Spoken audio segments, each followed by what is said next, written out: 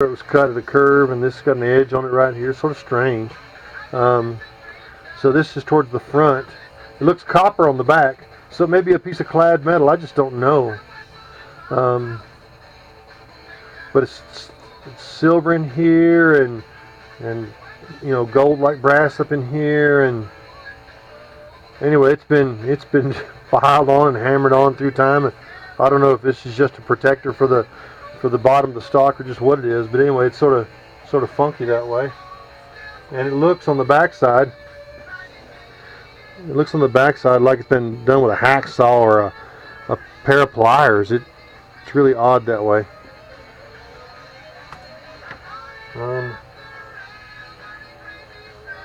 Okay, so I haven't touched this lock plate at all with the brush or anything. The idea has been so far just to get the garbage off of it, right, Mike? And there's some fun things going on with it. I mean, the first fellow that looked at it said that it was a 1820 conversion, and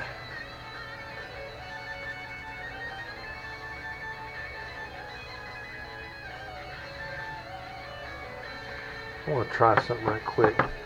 This thing keeps on every time we put it in the. Every time this is just some nail polish remover. Every time we put it in the solvent, it gets more stuff off, and when you take it out, it's like sticky garbage all over it. So I have no idea what the story is. We thought it was varnish, right? There's not much of anything coming off of it. So here's what's going on. Look at all this, right?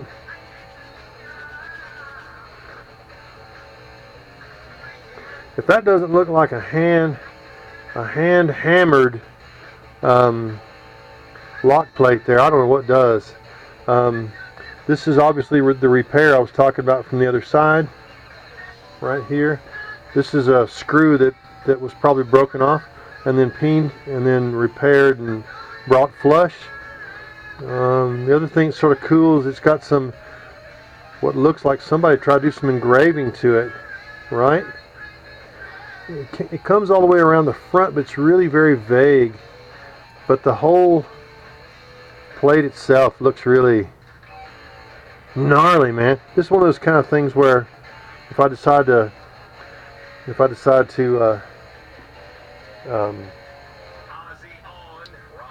refinish the whole thing, what I'll do is I'll re-blue this thing, and that'll really have some serious character to it, right?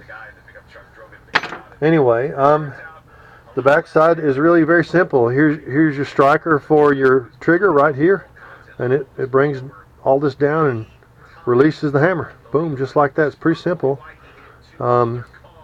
There's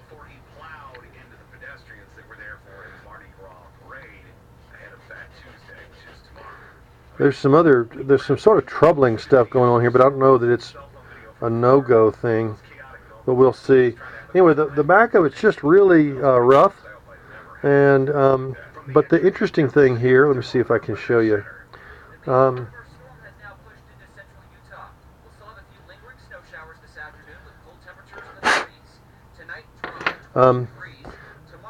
This little plate here that holds the lock together is not in there exactly flat. It's got a bit of a deflection going this way, and these two screws are what keep all that flat. And so I think one of my challenges here, if I'm going to rebuild this thing and actually have it work, is I've got to drill this out, and I got to get that screw out somehow or another, and then this plate should come up. This screw's already working just fine.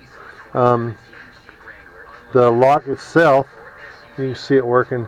The lock itself is fine. It's just not.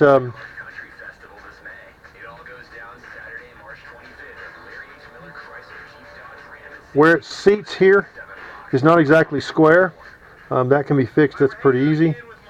And then one of the other things that's going on here is that if you bring this, the lock itself, that's where the hammer fits.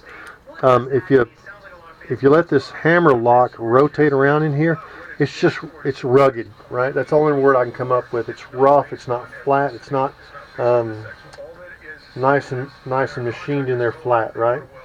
So anyway, that obviously creates a problem for us, and that's what's going on there.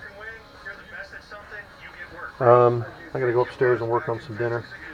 So here's the nipple. The nipples, again, it was oblong, which I thought was weird. That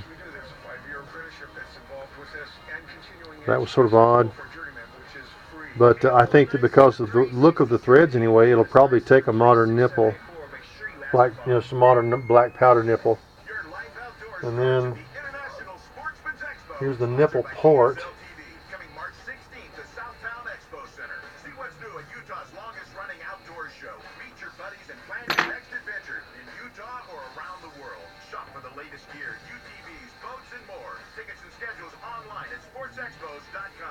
So here's the deal. The threads going into the side of the barrel are really nice looking. And the nipple port itself, also the threads in there are really nice looking. So that's what I'm working with so far. Obviously, that'll go in there like so. And yeah, it's really pretty neat so far. I think that's it. I gotta go work on dinner.